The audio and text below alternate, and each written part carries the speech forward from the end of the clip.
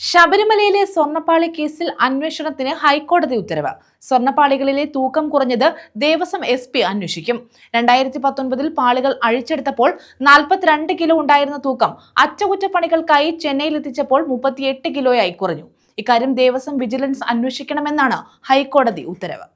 Case ബുധനാഴ്ച പരിഗണനയ്ക്കെടുത്തപ്പോൾ സ്വർണ്ണപ്പാളികളുടെ തൂക്കം സംബന്ധിച്ച് കോടതി സംശയങ്ങൾ ഉന്നയിച്ചിരുന്നു. കേസുമായി ബന്ധപ്പെട്ട് മുഴുവൻ രേഖകളും ഹൈക്കോടതിയുടെ ദേവസ്വം ബെഞ്ച് ബുധനാഴ്ച പരിശോധിച്ചതിനു ശേഷമാണ് കോടതി ചോദ്യങ്ങൾ ഉയർത്തിയത്.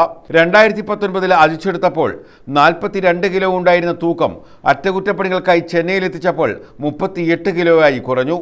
ഇക്കാര്യം ദേവസ്വം വിജിലൻസ് അന്വേഷിക്കണമെന്നാണ് ഹൈക്കോടതി ഉത്തരവ്. തിരുവിതാംകൂർ ദേവസ്വം ബോർഡ് അധികൃതരോ ബന്ധപ്പെട്ടവരോ ഇക്കാര്യം ഇതുവരെ എന്തുകൊണ്ടാണ് അറിയാത്തതെന്ന് കോടതി ആരാഞ്ഞു.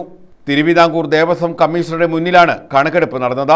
ദേവസ്വത്തിന്റെ രേഖകളിലും ഇക്കാര്യം വ്യക്തമാക്കിയിരുന്നു. ഭാരക്കുറവ് കണ്ടെത്തിയിട്ടും തിരുവിതാംകൂർ ദേവസ്വം ബോർഡിന്റെ ഭരണാധികാരികൾ എന്തുകൊണ്ട് ഇക്കാര്യം അന്വേഷിച്ചില്ല എന്ന ചോദ്യവും കോടതി ഉന്നയിച്ചു.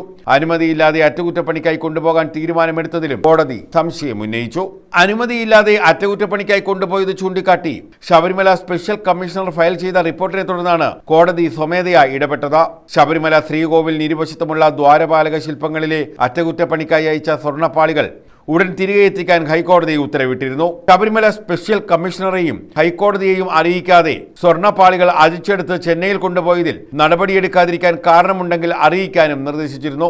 ഇത്തരം പ്രവർത്തനങ്ങൾക്ക് ഹൈക്കോടതിയുടെ അനുമതി തേടണമെന്നുള്ള നിർദ്ദേശം പാലിക്കപ്പെട്ടില്ലെന്ന് ചൂണ്ടിക്കാട്ടിയാണ് ഉത്തരവ്. News bureau, Pathanamthitta.